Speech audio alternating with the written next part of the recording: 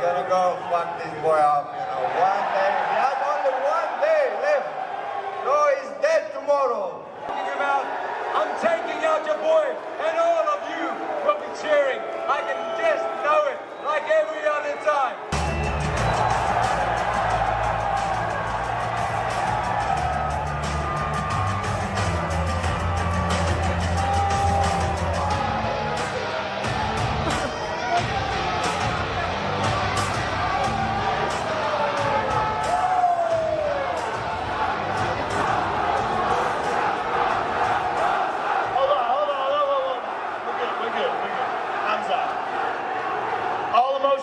This is a very important fight. It's a huge fight. You're one of the most dangerous challengers to ever fight for a title. This is a huge moment for you. Tell us what tomorrow night means to you.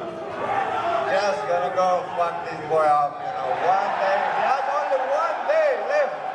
So he's dead tomorrow. The challenger, ladies and gentlemen, Khamzat Chimaev. I'm here with the champ, ladies and gentlemen.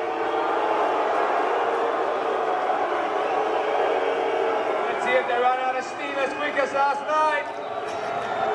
Dricus, another title defense for you, maybe one of the most challenging ones. Give us your thoughts on Khamzat as an opponent and what happens tomorrow night. He's an absolute beast of an opponent, but I can tell you this, I'm putting that man to sleep.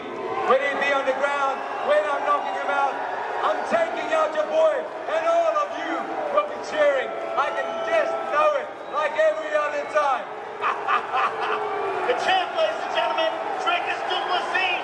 Thank you very much, Chicago. We'll see you tomorrow night. All the fighters talk, but nothing is gonna change here. Everyone has to fight in the cage anyway, so whatever he says, I don't care about. So I'm come here and to beat him up and take my money and go home.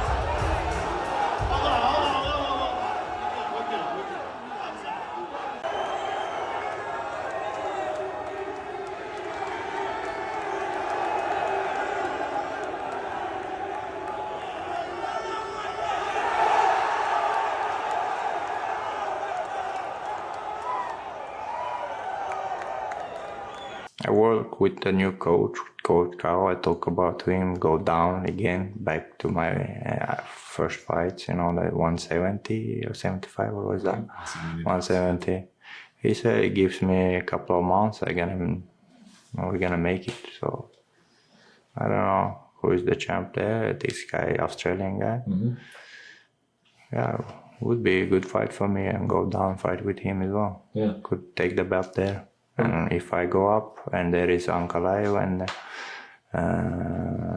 his name, Alex Pereira, they are fighting now. Who is winning can fight for that belt as well. So.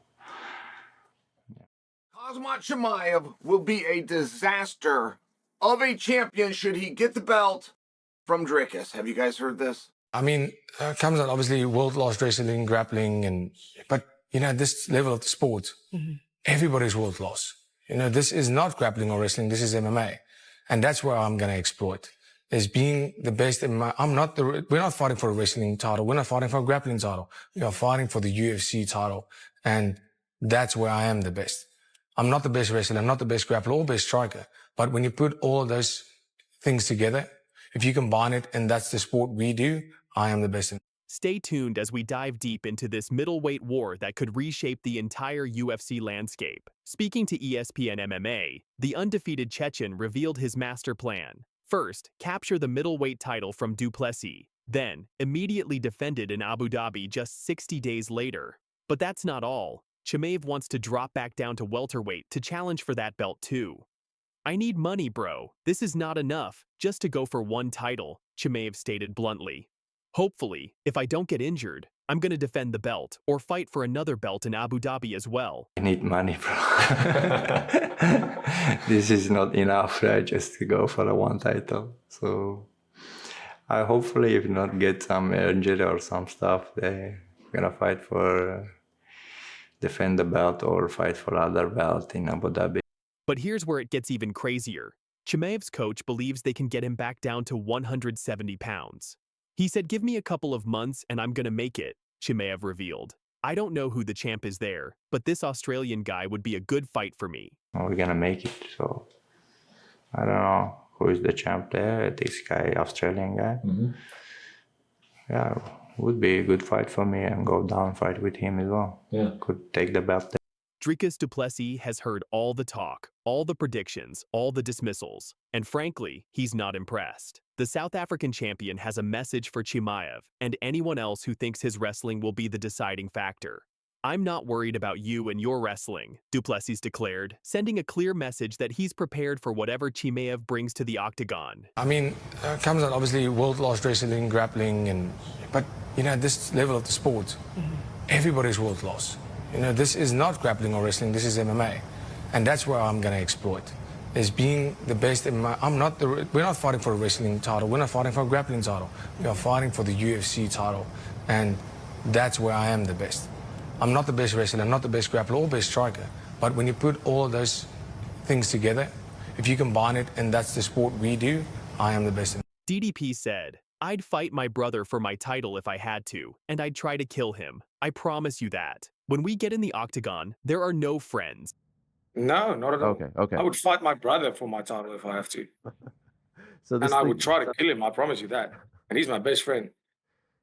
The champion even requested that the UFC book this fight in enemy territory, wanting to face Chimaev in Abu Dhabi in front of his opponent's fans. "I begged them, actually. I wanted to fight him in Abu Dhabi, fighting in his neck of the woods," Du Plessis revealed. My request was, I asked the UFC, and I begged them, actually, I want to fight him either in Abu Dhabi, fight him in his neck of the woods.